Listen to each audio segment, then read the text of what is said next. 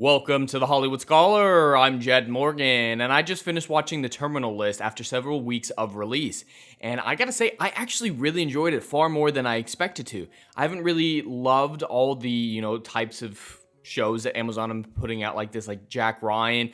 Thought it was fine. Jack Reacher, I did enjoy, but I didn't love it. This one is by far my favorite out of all of them, specifically because of the mental health aspect of it and the unreliable narrator to a certain extent. I mean, you always know what's going on, but the psychedelic scenes where his memories are merging together, I really love sequences like that. I've written a lot of those in my personal writings myself, so I'm always engaged when something like that happens in a story. With that added depth to it, I really loved this TV show quite a bit. And I have to say, I would not have checked it out if the mainstream media hadn't called it a right-wing revenge fantasy, because I knew it was definitely not going to be that. So if they were hating on it so much, there was actually something good that must be hidden underneath that deflection that they're set up around this show.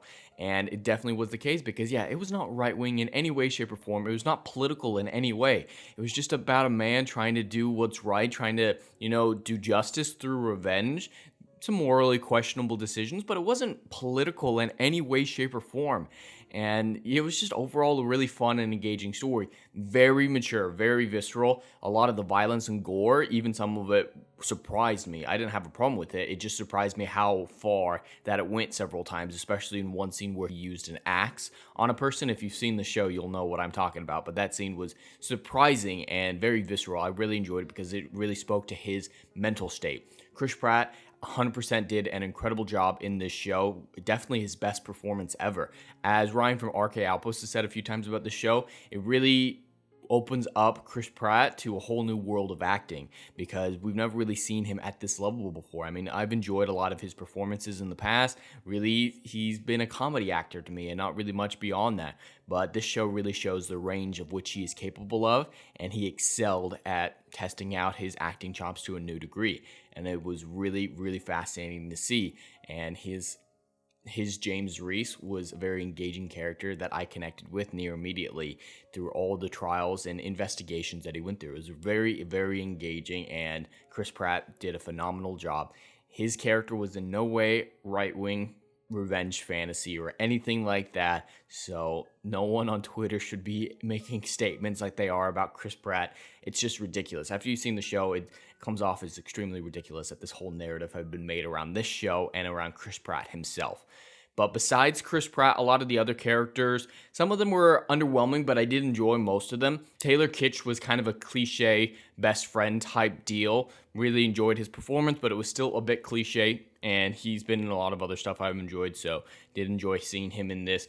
Constance Wu, she was very mixed. She was very mixed. One scene she was doing a really good job, and the other scene she wasn't to the same degree. It depended on the scene how well she was doing, but I did enjoy her character and her struggle. It was really interesting to see her character progress through the series. Now, the actresses who played James Reese's wife and daughter did a really good job, really connected with Chris Pratt quite a lot, and they had a really good chemistry with each other that I very much enjoyed and was fundamental to understanding the motivations of Chris Pratt's character throughout the story. So getting that chemistry right was really important, and they nailed it perfectly.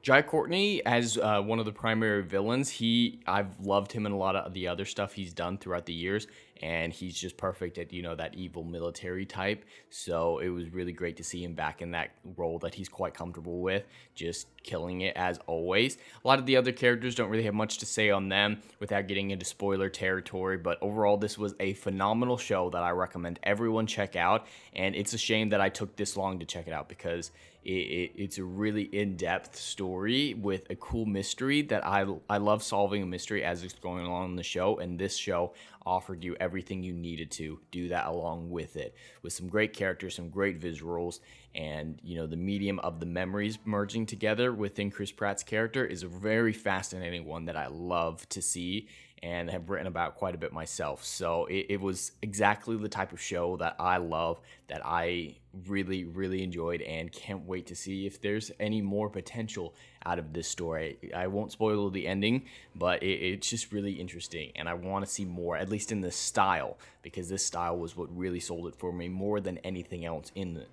But anyway, that's all I have for today. I'd love to hear your thoughts in the comments below. Please like, share, and subscribe, and I'll see you in the next video. Anon.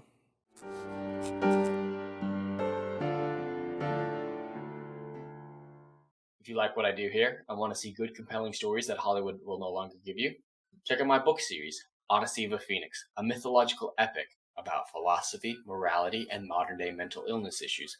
Books 1, Down in Flames, and Book 2, Apocalypse Then, currently on sale. Book 3, Kill the Dark, coming soon.